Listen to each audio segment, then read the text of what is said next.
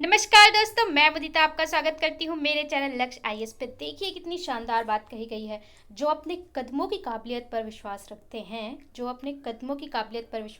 हैं, वो ही अक्सर मंजिल पर पहुँचते हैं। तो guys, first of all believe in your self and world stand behind you. अपने आप पर भरोसा करिए, पूरा संसार आपके पीछे होगा। तो चलते हैं हम आज के टॉपिक की तरफ। आज हम पढ़ने वाले हैं फंडामेंटल ड्यूटीज़ यानी कि मौलिक कर्तव्य, और कुछ इस तरीके से पढ़ेंगे कि आपको याद भी हो और मज़ा आए। चलिए शुरू करते हैं।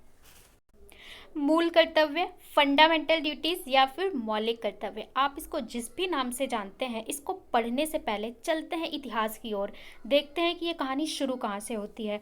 तो समय था 1975 और 1977 का, यानी कि 1975 टू 77 का समय, जिस समय को इंडिया में ब्लैक पीरियड कहा जाता है, यानी काला समय कहा जाता है। और इस टाइम क्या चल रहा था? इस टाइम चल रहा था आपातकाल। देश में इमरजेंसी का टाइम चल रहा था 1975 का। हमारे देश की जो प्रधानमंत्री थी वो इंदिरा गांधी थी। पूरी देश की जो पावर थी इंदिरा गांधी के हाथ में थी। राष्ट्रपति, पूरे देश में राष्ट्रीय आपातकाल लगा दिया गया था। सारे फैसले केंद्र ले रहा था। और इसी समय 42वां संविधान संशोधन हुआ 1976, और इसमें बहुत सारे बदलाव किए गए, जिसको मिनी कॉन्स्टिट्यूशन भी कहते हैं, यानी छोटा संविधान ही बना दिया गया। संविधान में इतने सारे बदलाव किए गए। बाद में कुछ चीज़ों पे आवाज़ें भी उठी, सुप्रीम कोर्ट ने जिसे गलत भी ठहराया, लेकिन उस टाइम पूरा मिनी कॉन्स्टिट्यूशन तैयार कर दिया गया था। तो वहीं से आया है ये हमारा फंडामेंटल ड्यूटीज़ का फंडा। 1976 में 42वें संविधान संशोधन में फंडामेंटल ड्यूटीज़ जोड़ा गया। जब हमारा संविधान बना था, यानी जो संविधान निर्माता थे, उन्होंने फंडामेंटल ड्यूटी यानी मौलिक कर्तव्य जैसा कोई भी चीज़ हमारे संविधान में नहीं रखा था। उनका ये मानना था कि भारतीयों में इतनी देशभक्ति और इतनी भाईचारे की भावना है कि इस तरीके का कुछ सोचा ही नहीं था। लेकिन फिर जब 1976 में इंदिरा गांधी का टाइम आया, आपातकाल लगी, तब ऐसा महसूस किया गया कि फंडामेंटल ड्यूटीज़ यानी मौलिक कर्तव्य होने चाहिए। अब हम शुरू करते हैं। तो है क्या कि इसको बाद में जोड़ा गया, ये तो क्लियर हो गया। अगर पेपर में आता है कि क्या ये मूल संविधान में था, तो जी नहीं, ये मूल संविधान में नहीं था। सबसे पहले इसे रखा कहाँ गया है? इसे रखा गया है संविधान के भाग 4 के क में और अनुच्छेद 51 के का। आपको पता है कि अनुच्छेद 36 से 51 तक नीति निर्देशक तत्व दिए गए हैं संविधान के भाग 4 में, ठीक है। और 12 से 35 में मौलिक अधिकार है भाग 3 में। तो भाग 4 में एक और भाग जोड़ा गया 4 का, यानी कि 4A, और उसमें एक ही अनुच्छेद है 51 का। और उसी 51 का में इन्होंने कितने 11 मौलिक कर्तव्य रखे हैं, जो आपके कर्तव्य हैं, ठीक है। तो ये जो मौलिक कर्तव्य रखे हैं, इसको संख्या क्या है? 11 है। कहाँ पे रखा गया है? 4 के का में, 51 का अनुच्छेद में। कब जोड़ा गया? 42वें संविधान संशोधन 1976 द्वारा जोड़ा गया। लिया कहाँ से गया है? रूसी संविधान से प्रभावित होकर। अमेरिका, कनाडा, इन सारी कंट्रीज़ में ऐसा है कि मौलिक कर्तव्य नहीं है। तो ये रूस से प्रभावित होकर हमारे देश में जोड़ा गया। और रूस के अलावा जो जापान है, जापान में मौलिक कर्तव्य को बहुत वैल्यू दी जाती है, और मूल अधिकारियों की तरह मूल कर्तव्य को भी बहुत वैल्यू दी जाती है, तो जापान में भी है। तो भारत में लिया गया। इसके बाद चलते हैं कि जो मौलिक कर्तव्य है, इसका उद्देश्य क्या है? आखिर इसे जोड़ा क्यों गया? जोड़ने के पीछे कुछ कारण तो होगा, ऑब्जेक्टिव तो होगा। तो इसका उद्देश्य क्या है कि ये हमें चेतावनी देता है। किस चीज़ से चेतावनी देता है? देश विरोधी गतिविधियों से। अगर कोई देश के खिलाफ षड्यंत्र कर रहा है या देश विरोधी है, तो उसके लिए हमें चेतावनी देता है। आप आसपास रहेंगे, आपको पता है कि ये आपका मौलिक कर्तव्य है, और कोई उसका हनन कर रहा है, तो आप सतर्क हो जाएंगे कि ये देश विरोधी है। दूसरा, ये हमें ये याद दिलाता है कि जब आप मौलिक अधिकार का यूज़ कर रहे हैं, फंडामेंटल राइट्स का यूज़ कर रहे हैं, तो आपको ये भी पता होना चाहिए कि आपका कुछ कर्तव्य है। यानी आपको अधिकार मिलते हैं, तो आपके कुछ दायित्व भी होते हैं, ठीक है। और तीसरा ये है कि हम सबको मिलकर पूरे एक साथ राष्ट्रीय विकास में सहयोग करना है, तो ये इसकी भी जानकारी देता है।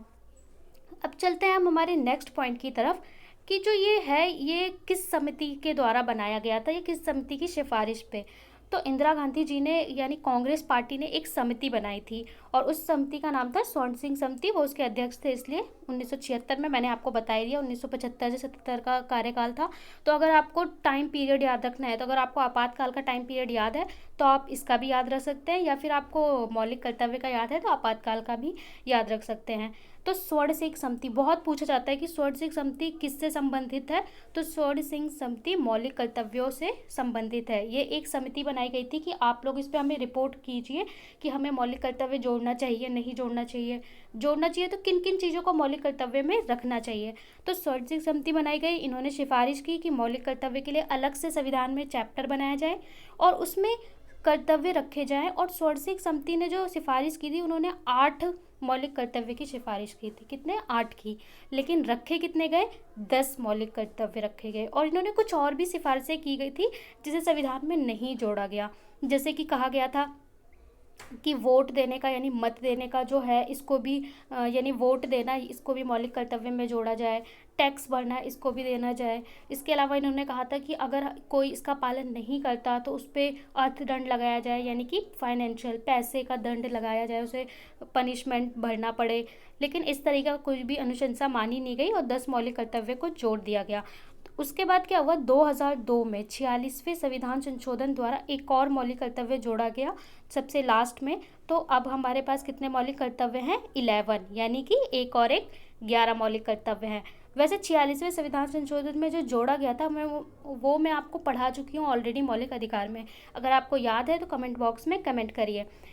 इसके बाद क्या है, इसकी एक और खासियत है, ये कुछ पॉइंट्स हैं जो इम्पॉर्टेंट भी हैं और एग्जाम में पूछे जाते हैं कि ये गैर न्यायोचित है और केवल भारतीयों के लिए। जो आपके मौलिक कर्तव्य हैं ये गैर न्यायोचित, मतलब इसके लिए कोई भी कोर्ट में नहीं जा सकता। अगर किसी ने नहीं माना तो उसके लिए उसे कोई सज़ा नहीं मिलेगी और ना ही कोई पनिशमेंट मिलेगी, ना ही कोई पैसे वैसे भरने पड़ेंगे। और केवल भारतीयों के लिए है, मतलब जो मौलिक कर्तव्य हैं, अगर आप भारतीय नागरिक हैं तो आपको उसका पालन करना है, अगर आप विदेशी हैं तो आपके लिए ये नहीं है। ठीक है, तो ये इसके जुड़े हुए मौलिक कर्तव्य के सारे पॉइंट्स हो गए। अब हम चलेंगे कि हमारे 11 मौलिक कर्तव्य क्या हैं और उनको कैसे याद करेंगे वो देखते हैं। मूल कर्तव्य की सूची, यानी कि जो हमारे मौलिक कर्तव्य हैं एक एक करके उन्हें देखते हैं। सबसे पहले है कि प्रत्येक नागरिक का यह कर्तव्य होगा कि वह संविधान का पालन करे, उसके आदर्शों, संस्थाओं, राष्ट्रध्वज और राष्ट्रगान का आदर करे। मतलब सबसे पहला मौलिक कर्तव्य यही है कि आपको राष्ट्रध्वज, राष्ट्रगान और सरकारी संस्थानों का आदर करना है। देखिए, जो राष्ट्रध्वज होता है ना, वो सिंबॉलिक रिप्रेजेंटेशन करता है हमारे देश की। वो केवल एक की, भारत की पहचान कोई एक इंसान, कोई एक नेता नहीं है। वो जो हमारा तिरंगा है, हमारा राष्ट्रध्वज है, राष्ट्रगान है, वो भारत की शक्ल है, मतलब भारत को रिप्रेजेंट करता है। जैसे आप मैच में देखते हैं जो कलर टी शर्ट होती है वो एक टीम को रिप्रेजेंट करती है। हम स्कूल के कंपटीशन में जाते हैं तो वहाँ पे स्कूल का नाम एक पूरे स्कूल को रिप्रेजेंट करता है, ना कि एक स्टूडेंट। तो इसी तरीके से जो हमारा राष्ट्रध्वज या राष्ट्रगान है वो किसी एक पर्सन को नहीं, पूरे इंडिया को रिप्रेजेंट करता है। इसलिए उसकी रिस्पेक्ट करना हमारा एक मौलिक कर्तव्य है और हमारा दायित्व भी है कि हर कोई उसकी रिस्पेक्ट करे। इसी तरह राष्ट्रगान और जितने भी सरकारी संस्था हैं। इसके बाद क्या आता है? नंबर 2, स्वतंत्रता के लिए हमारे जो राष्ट्रीय आंदोलन से प्रेरित करने वाले आदर्श हैं, मतलब अहिंसा, ठीक है, जिसने हमें स्वतंत्रता दिलाई, वो जो उच्च आदर्श हैं हमें उन्हें बचाए रखना है और आगे लेके चलना है। ठीक है, अहिंसा, सहयोग, इस चीज़ को जो उच्च आदर्श है। थर्ड है भारत की प्रभुता, एकता, अखंडता की रक्षा करना। कि भारत की जो ये प्रभुता है, एकता अखंडता, एकता अखंडता मतलब क्या है कि भारत एक अखंड राज्य है, मतलब इतना बड़ा है और भारत में इतनी ज़्यादा वर्ल्ड की पॉपुलेशन रहती है, ठीक है, 10% से ज़्यादा।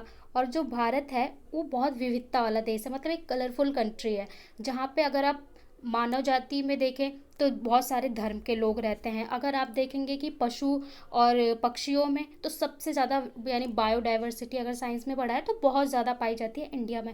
इतनी सारी विविधता होते हुए भारत एक बंध कर, एक उसमें मूल में बंध कर रहता है। तो इसलिए भारत की जो एकता अखंडता है इसको बनाए रखें भविष्य के लिए भी और हमेशा के लिए। ये भी क्या है? हमारा मौलिक कर्तव्य है, एकता और अखंडता को बनाए रखना। ये केवल राष्ट्रपति या प्रधानमंत्री का दायित्व नहीं, हर एक बच्चे का, हर एक बड़े का दायित्व है, हर एक भारतीय नागरिक का।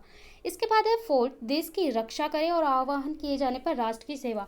आपको देश की रक्षा करनी है। देश की रक्षा आपको मतलब कि बंदूक चलाकर या सेना में जाकर ही नहीं करनी। देश की रक्षा आप देश के अंदर रह के भी कर सकते हैं। आप जो भी काम कर रहे हैं उसको ईमानदारी से करिए तो ही आप देश की रक्षा कर रहे हैं। अभी आप कोविड-19 से देश झेल रहा है तो आपको देश की रक्षा बस अपने परिवार को और अपने आप को सुरक्षित रख के ही आप देश की रक्षा कर सकते हैं। इसके लिए आपको कोई लड़ाई नहीं लड़नी। देश आह्वान किए जाने पर मतलब कि कोई अगर युद्ध छिड़ जाता है विदेशी से और तब आपको बुलाया जाए तो आपको सामने आकर युद्ध में भाग लेने के लिए अपने आप को शामिल करना है। वैसे अब तो सामने सामने वाला युद्ध होता ही नहीं है। अब चलते हैं आगे। भारत के सभी लोगों में समरसता और समान भ्रातृत्व की भावना का निर्माण करना, यानी सब में सेम भाईचारे की भावना होनी चाहिए, क्योंकि जब तक भाईचारे की भावना है तभी लोग मिलकर रहते हैं। जैसे ही भाईचारे की भावना खत्म हुई, सब एक अलग अलग हो जाते हैं और कोई भी देश में आ सकता है। जैसे कि हमने इतिहास में देखा है कि विदेशियों के आने का कारण यही था कि हमारी भ्रातृत्व की यानी भाईचारे की भावना टूटी, हम टूटे और वो हमारे देश पर राज कर सके। इसके बाद 6, हमारी सामाजिक संस्कृति की गौरवशाली परंपरा। हमारी जो संस्कृति और परंपरा है उसका और भी बचा के रखना और उसको निर्माण करना हमारी संस्कृति का। जैसे कि जो हमारी संस्कृति है वो बहुत ही ज़्यादा उच्च कोटि की संस्कृति है, भारत की संस्कृति, क्योंकि हमारी संस्कृति और शिक्षा जो इतिहास में भी अगर आपने पढ़ा होगा तो नालंदा यूनिवर्सिटी थी, नालंदा की जो वहाँ पे विदेशी भिक्षुक सारे पूरे वर्ल्ड से लोग शिक्षा ग्रहण करने आते थे। मतलब हमारी भारत की जो शिक्षा रही है और संस्कृति वो उच्च कोटि की हमेशा से रही है। ठीक है, हमारे यहाँ आज भी लोग गांव में एसी से ज़्यादा पेड़ के नीचे बैठना पसंद करते हैं, रेफ्रिजरेटर से ज़्यादा फ्रेश पानी पीना पसंद करते हैं। तो ये हमारी संस्कृति, हमारा कल्चर है और आज पूरा दुनिया उसी कल्चर को अपना रहा है, भारतीय संस्कृति। तो हमें गर्व होना चाहिए और अपनी संस्कृति को बढ़ाना चाहिए और प्रोत्साहित करना चाहिए कि हाथ जोड़ना, प्रकृति से जुड़े रहना, ये हमारी संस्कृति है ऑलरेडी। इसके बाद है प्रकृति और पर्यावरण की रक्षा। वही प्रकृति और पर्यावरण, हमारे देश में तो प्रकृति को वैसे ही देवी माना जाता है और प्रकृति की हर तरीके से पूजा की जाती है। तो अपने पर्यावरण को भी सुरक्षित रखना ये हमारा क्या है, एक कर्तव्य है। इसके बाद वैज्ञानिक दृष्टिकोण, आपने अपने सब लोग मिल गए, प्रकृति की सुरक्षा कर ली। इसके बाद क्या है कि हमें डेवलपमेंट भी करना है, आगे भी बढ़ना है। तो हमें क्या करना है कि वैज्ञानिक दृष्टिकोण और ज्ञान को बढ़ाना है। हम ज्ञान को बढ़ाएंगे तभी हम डेवलपमेंट करेंगे और वैज्ञानिक क्षेत्र में भी सोचेंगे पर नुकसान पहुंचाए बिना। ये भी हमारा दायित्व है। इसके बाद क्या है, सार्वजनिक संपत्ति को सुरक्षित रखना। सार्वजनिक संपत्ति क्या होती है कि जो आपने देखा होगा जितने ऐतिहासिक स्थल हैं या सरकारी कार्यस्थल है वो सार्वजनिक संपत्ति है, सबकी प्रॉपर्टी है। सबसे पहले कोई भी विद्रोह होता है तो लोग जाके सार्वजनिक संपत्ति को ही नष्ट करते हैं। लेकिन उससे क्या होगा, सार्वजनिक संपत्ति कहाँ से बनाई जाती है, जो कर लिया जाता है, जनता से टैक्स लिया जाता है, उसी से बनाई जाती है। और अगर फिर से वो आप लोग नष्ट कर देंगे तो फिर जो पैसा आएगा फिर आपके टैक्स से वही चीज़ें बनाई जाएंगी। तो मानव डेवलपमेंट में यानी ह्यूमन डेवलपमेंट में आपके लिए तो पैसा खर्च ही नहीं होगा। इसलिए हमें सार्वजनिक संपत्ति को नुकसान नहीं पहुंचाना चाहिए, ये हमारा दायित्व है। अगर पहुंचा भी रहे हैं तो हम अपना ही लॉस करते हैं। फिर है नंबर 10, व्यक्तिगत और सामूहिक गतिविधियों के क्षेत्र में उत्कर्ष बढ़ने के सतत प्रयास। यानी कि हमको दोनों तरीके से अब आगे बढ़ने का प्रयास करना चाहिए। यानी व्यक्तिगत हर इंडिविजुअल को भी आगे बढ़ना है और जो ग्रुप है, समूह है, समूह को भी आगे बढ़ने में प्रयास करना चाहिए। जैसे चाहे वो प्राइवेट कंपनी हो या सरकारी, सबको मिलकर आगे बढ़ना है और आगे बढ़ने में प्रयास और अपना सपोर्ट करना चाहिए। जैसे कि हमने देखा होगा कि जापान है, वहाँ पे जो लोग हैं चाहे प्राइवेट में जॉब करें या सरकारी में, वहाँ पे लोग देश के लिए काम करते हैं। अगर वो काम करते हैं तो वो आर नहीं गिनते कि हमने इतने घंटे काम किए, बल्कि वो काम करते हैं तो ये करते हैं हम कितना कंट्री को मतलब दे रहे हैं। लेकिन इंडिया में क्या है, 9 to 5 टाइम देखते हैं, ये नहीं काउंट करते कि हम कंट्री के लिए कितना कंट्रीब्यूट कर रहे हैं। आप डॉक्टर हैं, इंजीनियर हैं, टीचर हैं, आप किसी भी पोस्ट पे हैं, आप जो भी कर रहे हैं वो आप कंट्री के लिए कंट्रीब्यूट कर रहे हैं। अगर आप ये सोच के काम करेंगे तो आप टाइम नहीं काउंट करेंगे। इसलिए तभी हम सतत विकास की ओर जा सकते हैं, यानी सबके विकास। फिर लास्ट एंड नॉट लीस्ट जो 2002 में सबसे बाद में जोड़ा गया, ये था कि 6 वर्ष के बच्चों हेतु, 6 से 14 वर्ष के बच्चों हेतु प्राथमिक शिक्षा यानी कि प्राइमरी एजुकेशन जो है वो 6 से 14 वर्ष के जो बच्चे हैं उनको दिलवाया जाए। और इसको 46वें संविधान संशोधन 2002 में जोड़ा गया। सबसे लास्ट में, सबसे लेटेस्ट इसे जोड़ा गया कि जितने भी पेरेंट्स होंगे या फिर अभिभावक होंगे या भी जो भी आसपास का उसका रिस्पॉन्सिबल होगा वो उन बच्चों को शिक्षा दिलवाए, ये उनका क्या है, कर्तव्य है। ये आपने पढ़ा होगा, मैंने बताया था आपको कि मैंने मौलिक अधिकार में अनुच्छेद 21A में यानी 21 का में पढ़ाया था कि ये पहले नीति निर्देशक तत्व में रखा गया था, फिर इसको उठा के मौलिक अधिकार बना दिया गया 2002 में 46वें संविधान संशोधन द्वारा कि सरकार का काम है कि 6 से 14 वर्ष के बच्चों को वो निःशुल्क शिक्षा देगी। ठीक है, प्राइमरी एजुकेशन और अनिवार्य, हर बच्चे का ये कर्तव्य है, ये हर बच्चे का ये मौलिक अधिकार है कि उसको शिक्षा मिलना चाहिए। सरकार ने तो बना दिया वो स्कूल में देगी, लेकिन स्कूल तक भेजने का काम तो माता पिता का है ना, तो इसको कर्तव्य बना दिया गया कि सभी माता पिता का ये कर्तव्य है, या जो भी अभिभावक है वो बच्चे को भेजेगा स्कूल और उसके बाद उसको शिक्षा देना अनिवार्य है 6 से 14। तो ये कर्तव्य भी है, मौलिक अधिकार भी है और नीति निर्देशक तत्व में भी था। तो इसको 46वें संविधान संशोधन 2002 में बदला गया। ये आपका मौलिक अधिकार, मौलिक कर्तव्य और नीति निर्देशक तत्व जीपीएसपी तीनों में आता है, और तीनों में यही है 46वें संविधान संशोधन 2002 द्वारा। ठीक है, तो इस तरीके से हमने पढ़ लिए सारे मौलिक कर्तव्य। अब आपको ये करना है कि आपको याद कैसे रखना है तो इतने सारे, अब याद कैसे करना है वो देखते हैं। इस तरीके से सारे मौलिक कर्तव्य मैंने पढ़ा दिया आपको, आपने पढ़ लिया। आप बहुत बार पढ़ते हैं, बुक में भी दिया होता है, नेट पे भी दिया होता है, लेकिन फिर भी याद नहीं रहता। तो हमें याद करना ज़रूरी है, ना कि केवल पढ़ना, क्योंकि अगर आपको याद नहीं होगा तो कोई फ़ायदा नहीं है आपका, कितना भी आप पढ़ लें।